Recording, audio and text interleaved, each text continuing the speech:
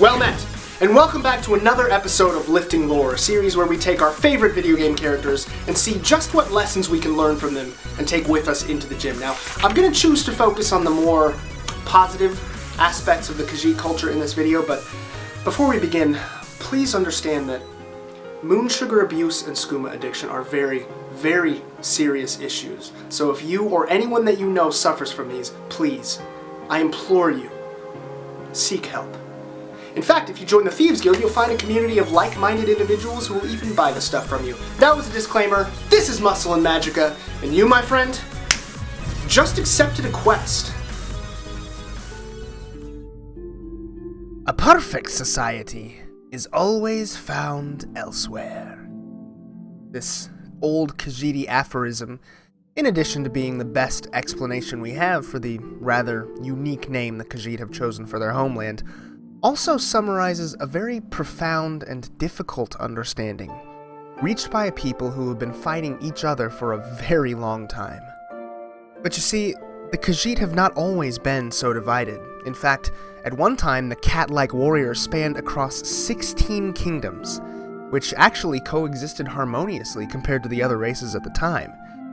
That was until the year 2260 of the First Era, when an artificially created disease known as the Thracian Plague was unleashed upon Tamriel by the Slode.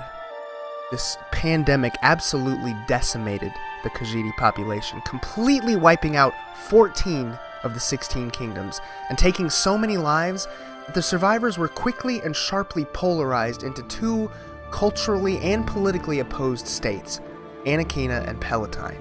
And even after the tenuous truce reached between the two kingdoms decades later, the province of Elseweyr remains to this day a land of division and chaos, never to achieve the balance and unity it once knew.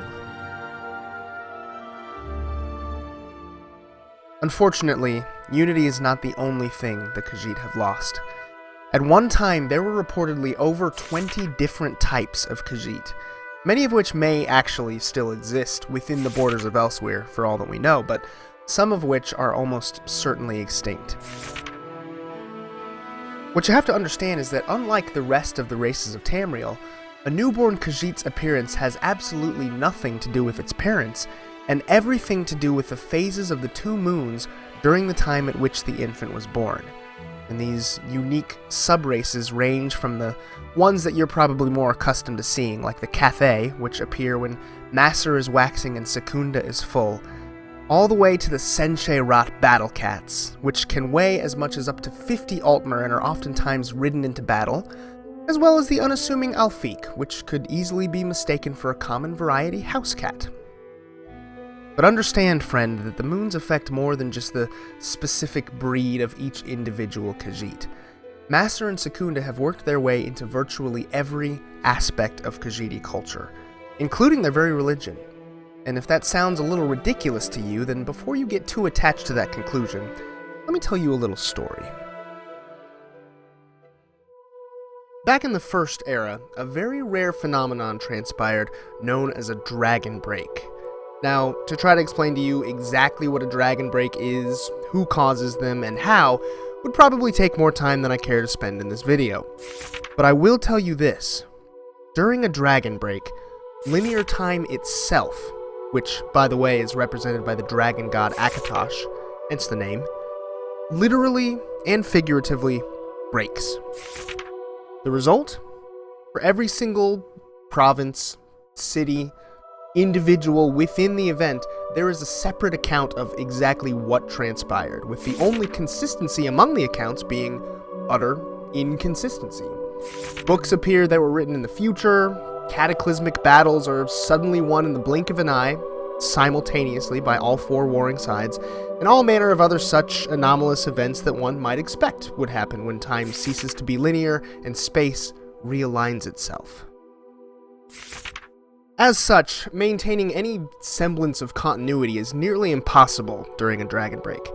However, we have it on good authority that this particular dragon break lasted exactly 1,008 years, and the reason we know that is because the Khajiit measured it. Do you mean where were the Khajiit when the dragon broke? Relit tells you where. recording it.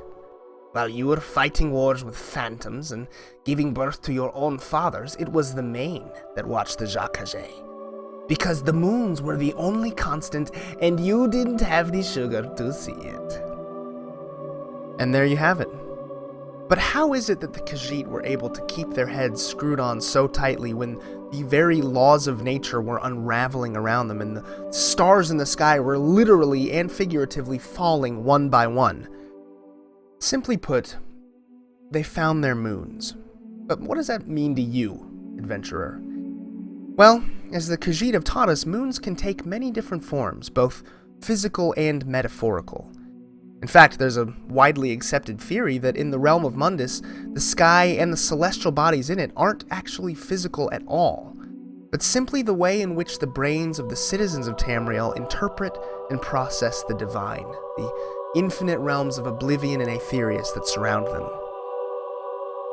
So, metaphorically speaking, what is your moon? Wanting to add 15 pounds to your bench? Wanting to get shredded for the beach? These are perfectly reasonable goals. They're not moons, okay? They may be enough to get you to the gym, but what I'm asking you is what gets you through the gym? Especially on the days when you left your headphones at home. Wanting to be aesthetic is not going to save you when you are assaulted by plague and disease that turns brother against brother. It will not deliver you when the Dunmer come knocking on your door seeking to dominate and enslave, and it certainly will not fulfill you or make you ultimately happy.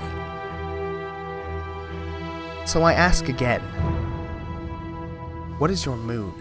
A moon is that driving body which, depending on its shape and form, shapes and forms you as an individual. The moon can be anything.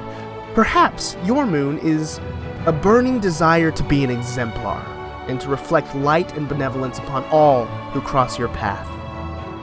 Or perhaps it is the responsibility of standing as a thought leader and rallying cry amongst your people, teaching and inspiring them to overthrow the current paradigm. Perhaps it is defending those who are weaker than you, who don't have a voice of their own.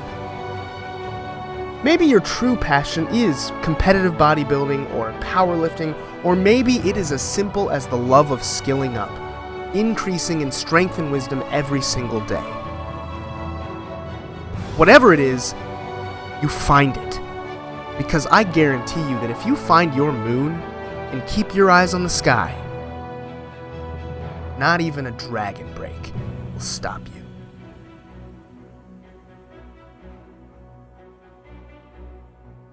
Or maybe they're just a bunch of drug users who only find the moon so fascinating because they're stoned out of their minds. I'll leave it up to your interpretation. If you gained some experience points, don't forget to like the video, and if you've yet to become a knight, subscribe to the channel and join the Order of Muscle and Magicka, where my moon, my personal mission, is to arm you with spells that will not only help you to fight the forces of misinformation, but help you to dispel the clouds of bro magic and guesswork that are keeping you from reaching your goals, so you can find your experience bar and level up your fitness and nutrition. Until next time, stay vigilant, knights!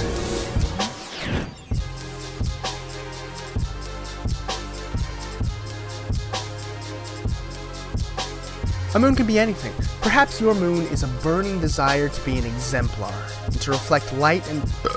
Man!